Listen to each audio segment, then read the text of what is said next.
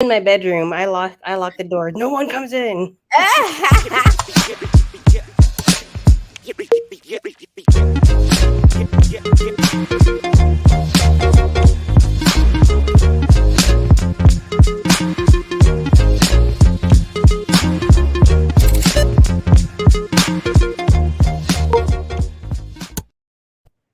Hi, welcome to another episode of Essential Pedagogy. I'm Steph, the Educator, and I am so excited to talk with you today. As some of you know, and many more of you I'm going to introduce to you, my hope is that as a result of listening to this podcast, people within our profession and outside of our profession grow in compassion for one another and by getting the inside view of the public education system in America. So I started this podcast because I took 18 months off from teaching in the public education system because I had, over the pandemic, it was just, I had already gone through some hardships personally. And over the pandemic, it was just, I needed to get away from caring for other people's needs and neglecting my needs. So I took 18 months off. I sold almost everything in my house, sold my house, downsized.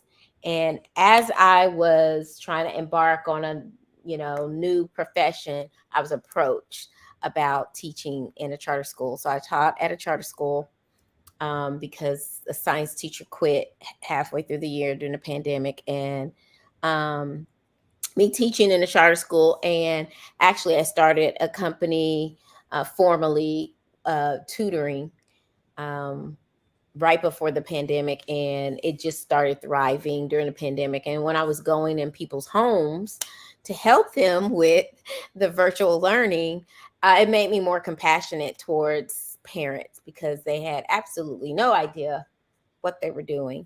So there were simple things that they did not know that my profession, it's second nature and we don't think anything about it. So I developed this podcast kind of as a ministry to help educate people outside of education, to also encourage those within our profession that the good fight is worth the fight for our future. So, anyhow, um, I'm so happy that my guest Jessica has agreed to speak to us because we were just talking last week, or not last week, 2 weeks ago, or maybe a month ago about AI. One of my guests, not one of my guests, but one of my listeners had asked about AI. And there's been a lot of talk about what AI is going to replace in our workforce and how it fits in to our life now. And I'm telling you, AI, and if we don't know, I'll have Jessica define it all. But it spans through lots of different industries. The music industry is very popular. Also, of course, the movie industry and the people in entertainment and their strikes has a lot to do with what role AI plays in the movie industry and everything. And just like the movie industry, the music industry, customer care, all of these things, education is being impacted by AI too. And I want Jessica to talk about that because she's been using this. Jessica is an educator and she's been professionally educating our students for about 3-4 years. And she has a physics degree, very smart lady. She's just a phenomenal teacher. Um, I think she's the cream de la creme uh, of teaching. She's a standout natural um, fulfilling her calling at this time. Now she may not, now the calling may change later, but that doesn't mean that she's not fulfilling it now. And I think she's a awesome, brilliant person. So Jessica, talk to us. First of all,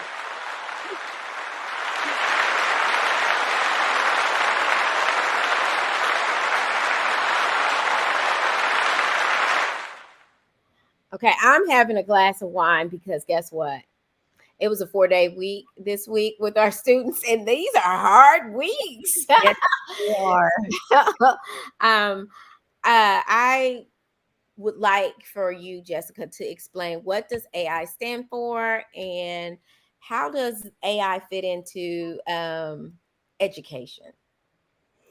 So AI, it stands for artificial intelligence, and I was actually first introduced to just how easy AI was actually last year for my husband with something called Chat GPT, and I feel like that's the most popular program right now that everybody's using. It's pretty easy to use.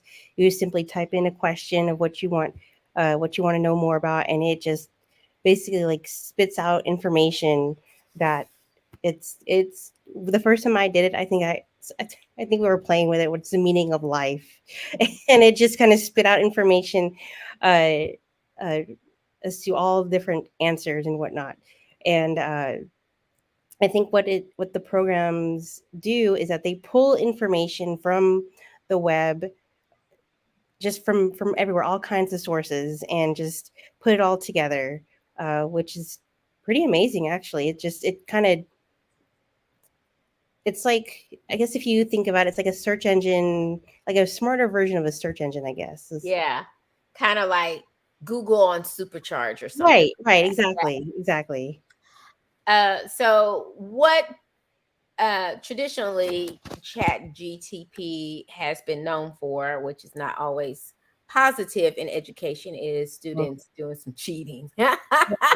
right, And right. so speak on that a little bit. So to be honest, at least from my perspective, is from where the the the demographics that I teach, it's surprisingly not a lot of kids use it or know it or utilize. No, not at the middle school, but they definitely know it at the high school. Right, right. And so, to be honest, using it for myself and not knowing an answer to something, I it's a helpful tool, especially if, let's say, I don't think it's a bad thing for students to use, especially if they don't understand like a certain topic, and they just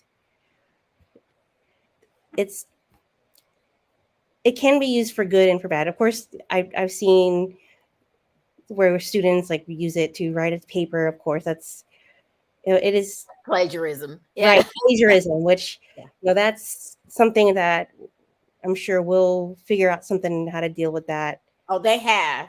Oh, They good. especially English teachers, they have Yes. Yeah. mechanisms they can run students' work and programs to find um, plagiarism signs, and they have. And a lot of times, if you're not savvy with Chat GTP, it can have some garbly goop in it that doesn't make sense. Right. Right. And so it's us as like that. That's a tricky. I mean, honestly, though, plagiarism is something that we've always, as educators, have, and even in the real world, have is something that we just continuously have dealt with for forever. AI just makes it easier for kids to plagiarize, unfortunately, and it's the nature of the beast. It's something that we just have to continue to enforce, that plagiarism is not something that's going to benefit you in the long run. So Yeah, it's, and I it's think it adds to feeling inadequate, yes, like in the long run. So yes, when people cheat, I try to tell my students this, that when people cheat, that you will feel like you don't measure up when it's time to really produce real time. And so I tell them you do yourself an injustice when you cheat. I agree. Yeah, I yeah, agree. yeah. So Jessica, tell me how you have learned to use AI in the classroom, and where do you think you see it going? So as far as using it in the classroom, I think the first real thing that I've used for myself in the classroom was it was amazing. Just I found an article that I really liked, Mm-hmm. and reading through it, I understood what it was talking about, but I was thinking, okay, what if I were to give these to my middle schoolers? Would they even understand what this article is talking about? Like, it was so cool. I think it was something about stars, black holes, universe. It was the whatever unit that we were on. I thought, oh, this is something that they would really enjoy reading about. But then the just the words of it were um, High level. high level. Yes. So I put it into to an AI program, more specifically for Bard, which is I guess an extension of Google, their AI app. Okay. Um, and and I simply just typed in, uh, you know, reword this article into simpler words for grade level 6, and then I highlighted text and I put it in to the eye, and then next thing you know, it reworded the whole thing, and it was so cool. Like, I didn't have to do anything because me being a science teacher and then having to go and like think of writing is not my thing. Like, for an English teacher, like writing something together, um, like it would probably be really easy for them, right? But for me as a science teacher, like finding the words to things, that's always been my hard part. Yeah. So like even just rewording something is is always hard for me. Like, to be able to reword something to where uh someone that who's 12, 13 years old can understand, like that, being able to do that Mhm. so easily was pretty cool. It was so helpful. So, talk to me about how, like you said, you're not a writer. Um, Hmm. Even English teachers, like, I feel like once you become an adult and you become educated, you kind of lose sight about what other people's experiences and levels of understanding Hmm. might be. And so it doesn't matter how good of a writer you are. That's um, true. I feel like that, you know, when we're in public school, we teach, I call it the rooter to the tutor. And so uh, you never know the experiences or lack of experiences someone may come to you with. And so sometimes a simple word like gravel is it gets lost in understanding, and you figure, wow, they walk on it every day at the playground, right? Like, what is this? Yeah, that's true. But That's very you did true. not Yes. know those are little bitty rocks, bits of rocks, because they don't. It's not used in their everyday language. They may be uh, English language learners. It Mhm. may be their second or even third language that they're learning, and so it is not. We can't assume that students will come to us knowing certain words. So this is a great tool to use to deal with that.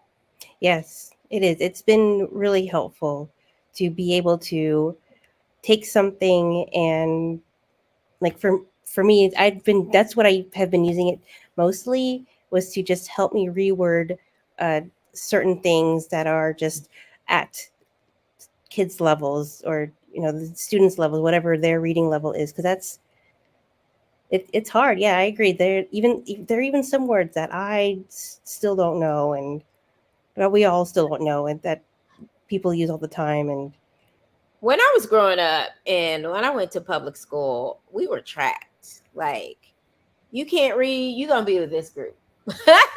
you you know what I mean? Like, you can't you're great at math, you're gonna do this, right? Mm-hmm, mm-hmm. Go to calculus right here. This is your track here. This is how at, Yep. right now how education is structured. We have non-readers with gifted kids, right? A lot of people don't know that that is what we deal with in the classroom. So we have Mm-hmm. lots of students that are reading at a high school level in my seventh grade class. And then we have some who can barely spell their name Right. here Yes. in that classroom. So In the this, same classroom, yes, that's yeah, it's a struggle for sure. And so that I especially in science. All yes, right. So especially in you may be tracked somewhat in language arts and math because it's you're crazy how the science it's truly all levels. it's a mixture. It's a Yes. yeah. Um and it makes for an interesting class. It does. It does. It's an adventure every day. Yeah. An adventure every day. So we have a question here from the power team. Do you think this will replace jobs in your industry? What do you think, Jessica? I definitely don't think so. Like the AI in general, I don't think so because if in my opinion, my unprofessional opinion, I guess you can say. Ah, you are professional. I mean, I've only been doing this for a few years, but even just for my own kids and going through the pandemic, uh, and to be honest, I started teaching right at the peak of pandemic when it started. Um, when one thing I learned is that our kids they learn best when they are in the classroom in front of somebody that's actually teaching them, not in front of a screen, not a virtual. Like so many, you see, like so many parents were so ready to bring their kids back to school, back to in-person school because it just wasn't working. Hmm. And I think that the fact that if the pandemic has showed us anything, that kids will learn best from teachers, from us. I think there's no way around that. From humans. From humans, yes, from each other. Yeah. From each Yeah. other. From humans and each other. I think Mhm. kids learn from each other real well. They really do. Yeah. Like I get some kids getting some reality checks from other kids often. Yes. Like, what did you do? You didn't do the homework? Like, well, you would have known. I My get my a lot favorite of that in my class. favorite is that she just said that. Didn't weren't you listening? Yeah, yeah, yeah. I love when that happens. I'm like, Yes. I wish I had the emoji that did this. Like, yeah, right. um, so I think, Jessica, my biggest job now, I feel like my job was teaching. So many years ago, I was like, it is my job to teach. I shall teach.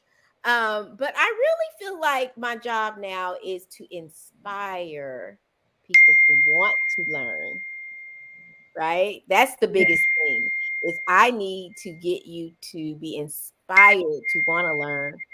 Um, we had a listener just now. I believe his name is Demarcus, right? I just took a picture of the comment he wrote, which was about how AI could help in our industry. And Hmm. yes, it would definitely help if we could get kids to want to read, Yeah. to do anything at home. Yeah. I think saw here a specific subject concept, a homework problem. Actually, Mhm. last year, the before I even really started to play with Chat GPT, this is when I first heard about it. I had a student come in and she said, I even used Chat GPT to help me answer a question. I thought, what is what is Chat GPT? And she's like, oh, it's an AI. You do this. It's like she was the one who told me about it that's when I first heard the term Chat GPT, and Mm-hmm. yeah, so helpful to for homework, obviously, because it helped her, and um, it can be a tool for students. Like if there's because when I think that's another thing too, when kids use Google to research something, there's so many things that it can be overwhelming. Context matters. Yes, yes. Yeah, So I context feel like matters. using an AI program like ChatGPT, it can help to consolidate, at least to get started onto like getting, like let's say they needed to research what genetics are in dogs or something like that, as I'm looking at my dog, and they can just simply type in and get a basic knowledge of genetics for dogs, and then hopefully use that to kind of further their research and find better resources or better sources, I guess. This is what we always try to teach our kids as teachers, to use the right sources. Well, in the way our classes are set up at the school that we teach, I teach Mhm. with Jessica. Actually, we're on the same team, but I don't teach directly with her because she teaches 8th grade. I teach 7th grade. Um, so in my experience, children are getting so disenchanted with school. They see the sensationalism of YouTube stars, social Mhm. media stars, um, and they feel like that education is not a way to pay for their future. Yeah, unfortunately so. Unfortunately. And so what I have tried to do is to blow some fresh air into what education is all about. There are a lot of teachers who've given up on homework because they're like, I don't get it back. Ugh. And I feel different about homework. I feel like if we can't conquer a a a challenge like homework with middle schoolers, then we are not that smart. I mean, you know what I mean? Like we got to get it together as educators. Now, we can't just give up on a concept that we know that is going to help the kids in the long run. Mhm. So, what I've been doing is planning my homework, my really essential um, assignments around the fun labs. And so if you didn't get if you didn't get that work done, you didn't get that homework done or that major assignment done, Yeah. you can't do this fun lab. You will be sitting out. Yes, I know your mom was surprised for that lab, but you will sit out if you don't have it done. Like so I've been doing that, and that has worked with getting kids motivated to do what they're supposed to do. I've actually had a kid tell me that I thought homework was against the law. Kids don't tell me what Oh, okay. what the law is Interesting. Funny. when they don't even look at anything educational outside of school, and you gonna tell me what the law is all about. Yeah. Oh my gosh. Anyway. Yeah, I think this is like I'm have a similar mindset to you, like where I feel like as an educator, it's one is to teach, and I tell my kids, at least by the time they get to 8th grade, that when I see them as they are growing up, they're good about to be in high school, they are getting ready to be functional humans in the world, and so they just, my biggest goal for them is to teach them life skills, just things that will help them later on. So I tell them, if you learn anything at all being in my class, I want you to learn these life skills, these skills of being Thinking. Thinking through a problem. Right, thinking through a problem solving through your own, being resourceful, using what you know to figure out what you don't know. So things like that is, and I feel like AI can help with that. You know, it's like it can for them. It can because it's and And in how effort produces achievement, yes, right? yeah, So I feel like the biggest thing I can teach my children to motivate them to be a lifelong learner is that effort produces achievement. hmm You got to try. yeah, You can't just, the it- pencil's not going to pick itself up and do some stuff. You you got to go home and do some things. You're not going to be caught up unless you do something outside of class if you're behind. I, mhm. I have this conversation often. So you were behind on this foldable, you were behind on that foldable, you're behind on these notes. What do you think you ought to do? You think you ought to do more of the same that you've been doing? Right? Like, Yeah. only way this I is going think to change is you un- doing a little extra. understand as well. Like everyone is different. It Yeah. may take you longer to finish this. It may take you Yeah. quick to finish And that. it's okay. Yeah, it's okay. Yeah. It's okay. It's the effort. It's the try. It's just gotta try. Okay, so one of the questions is do you think parents are speaking this language to their kids? Are parents made aware? Um, I don't know. What do you think? I don't. I don't think. I don't think there are. I don't think not enough. To be Mm, honest, yeah. I don't think not enough. I can personally say that with my I have a sixth grader, middle schooler, and he doesn't know what AI is. He doesn't know Chat GPT because that's just he's he's busy with his video games and whatnot. So um, him, I will say, because he's my son, he's just as clueless as the kids that I have. Well, And I'm like, come on, you need to be resourceful. unless, and I wouldn't bring it up to my children in this grade level, unless we were listening to, because my children and we listened to podcasts Hmm. going to school when they were younger all the time, and it would bring up topics that we could just kind of chat about. Well, how do you feel about tattoos at the age of 10? Yeah, yeah. Like, we were just chatting There's about. a certain age where where it's okay for them to be introduced to it. Definitely at the age that the age that we teach middle school. I Mhm. feel like it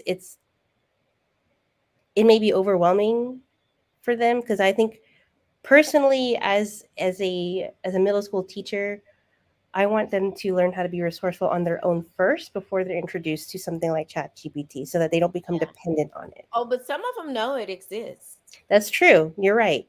Um, You're right. what I say to students is it doesn't matter how much you get from somebody else if you cannot think through your own problems and Yeah. challenges.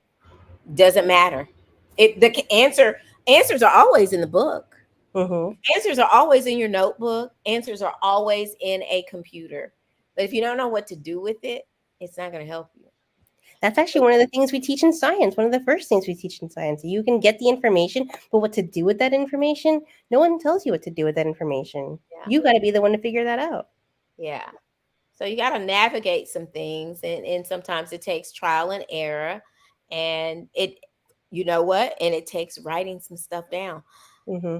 I had a conversation with kids about how did the people know that Alfred Wegener had a theory 30 years after his death? Hmm. And they were like, maybe he wrote it down. Somebody found it. And I was like, yeah, he shared ideas with colleagues. Part of Hmm. science is sharing ideas Hmm. in a Hmm. very concise and and a way where people can understand what you're communicating. So you're going to have to become better writers in science. Sorry, it's just not all blowing things up. You're going to have to communicate your findings, uh, you know? Yeah. So, I had great great conversation with the kids about that. Um, where do you think AI is going to take us in education? I think it will be a great tool, like it just You for think it's going to giving us be new something ideas. where you think it's going to be something where we just differentiate our lesson plans I think and our so. lessons, or do you think it's going to be like I'm um a ghost teacher and I'm going to be in my living room, but you're going to be in the classroom with my AI I guess what you call it, my avatar. I don't think it'll get to that point. I hope it doesn't, but I think it can be a great tool to for differentiation, for definitely for sure differentiation, and just coming up with new like if you have an idea, like most recently I came up, I had this idea in my mind for a lesson that I wanted to do for plate tectonics, but I couldn't find anything like as far because when you have an idea for a lesson, you try to find it and someone's like kind of already made it and you just kind of can adapt to it Yeah. for the most part. I mean, or just like It's like, collect look, things together. I'm not reinventing this wheel. Right, right. Trying to But like this make one it in better. particular, like I wanted the kids to like think of like a travel brochure or something for the plate tectonics, but I couldn't find anything. Like, I couldn't find any like, and no one's ever like put anything together like that before. So then I went to Chat GPT. I was like, hey, come up with a lesson that does this for me, and then it started to write things down. I'm like, oh, that's really good. So then I took what it wrote or what it gave me, and then I just changed and I was able to adapt it. And then if it didn't come You out had to adapt it. right, I had to adapt it. But then of course, like if it didn't come out perfectly, I still had to. No, I just kept asking and using it to help me put together Mhm. this really cool lesson or this project that I plan on using in a couple weeks with my kids, and hopefully it turned out okay. So So many people think that Chat GTP, Khan Academy, who uses that type some of that Chat mhm. GTP thing, and what's the what's the Google one called? Oh, Bard? Bard. Yeah, Bard. That's going to replace teachers. You agree with that? No, not at all. Yeah. It won't. And I don't think I'm taking a teacher centered approach on this. I just feel like um, it takes inspiration for students to really learn. It does. And I don't believe machines inspire Mm, or computers necessarily inspire people. I believe people's imagination and other people inspire people. Yeah. I do believe it's going to replace jobs. We may not have an attendance clerk. You know what I mean? Like soon, give it another 5 years, we may not yeah. have an attendance clerk. But as Uh, far as teachers go, I don't think teachers, yeah, I think it's too much inspiration and too much. agree. Yeah, we touch people's hearts, and Mhm. that's hard to do just solely through a machine. So, and automation.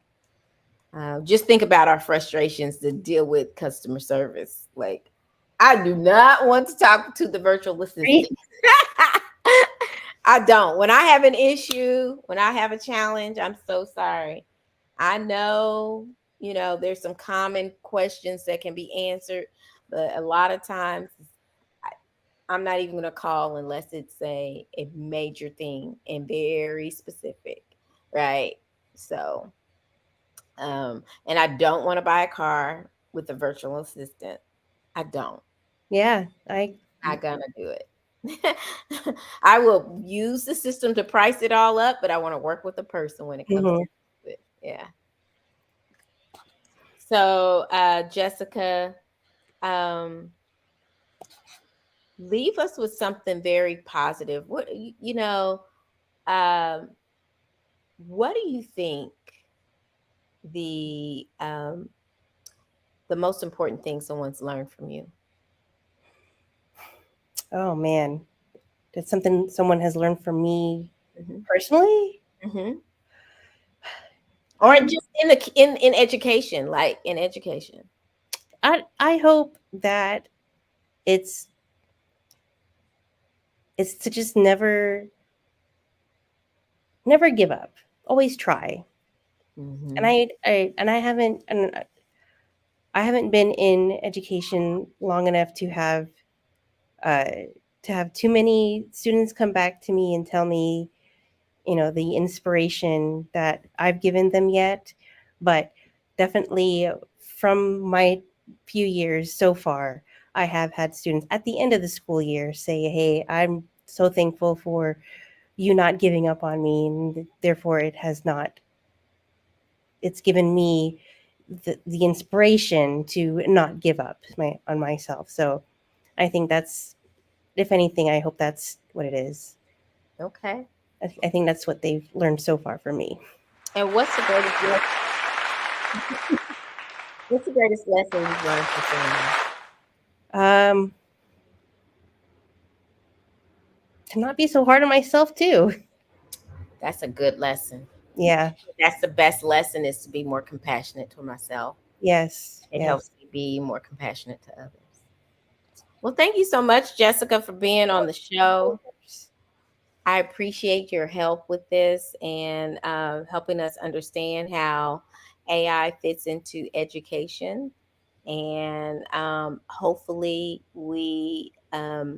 or the whole technology is developed to where we can do even more with it. Um, I'm looking forward to it. And I know you are too, because you're such a brilliant person. I admire you so much. For real. I Well, do. thank you. Thank you. I appreciate it. Thank you so much for your time. I really appreciate it. Of course. Okay, so guys, in a couple of weeks, I'm going to tell you that we are looking forward to a great show. So stay tuned on Essential Pedagogy, and we'll talk to you next time in 2 weeks.